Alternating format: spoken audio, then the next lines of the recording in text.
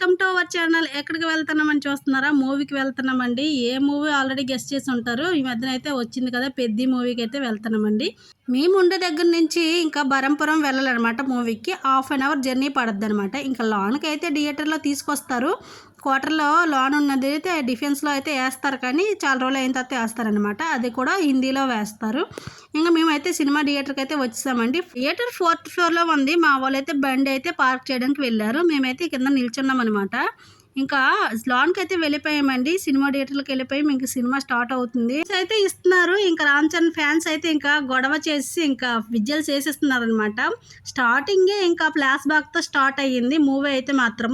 ఇందులో item song ఉంది కదా, శృతి హాసన్ రామ్ చరణ్ చేస్తారు. వారానికి పోయి నా కోసం దాయి అనే సాంగ్ చాలా బాగుందండి. డ్యాన్స్ ఇదే హైలైట్ సినిమాకి అయితే మాత్రము. ఒక అమ్మాయి లాస్ట్లో యాడ్ అవుద్ది అనమాట. యాడ్ అయ్యి అప్పుడు చేస్తుంది. ఇద్దరు కూడా చేస్తారు. చాలా బాగా చేశారండి. స్టెప్లు అయితే చాలా బాగున్నాయి. మెయిన్ సినిమాకి ఈ సాంగ్ చాలా హైలైట్ అనమాట. మొత్తం గేమ్ మీద ఆధారపడి ఉంటది అనమాట. మొత్తము డిపెండ్ అయి ఉంటాడు రామ్ చరణ్ గేమ్ మీద.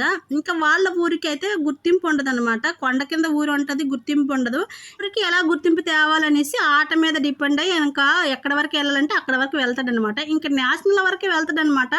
ఇంకా తన గుర్తింపు కోసము ఒక మెడల్, గోల్డ్ మెడల్నే వదిలేసుకుంటాడు. నాకు గోల్డ్ మెడల్ వద్దు, పలానా ఊరు మాకు గుర్తింపు కావాలని చాలా పోరాటం చేస్తాడనమాట. కాలు కూడా పోంగొట్టుకుని గుర్తింపు కోసం పోరాడతాడు. వాళ్ళ ఊరికైతే రైల్వే స్టేషన్ వచ్చే విధంగా చేస్తాడనమాట. ఇంకా రైలు అయితే వాళ్ళ ఊర్లో ఆగుతుంది అనమాట. ఇంతకు ముందు ఆగేది కాదు.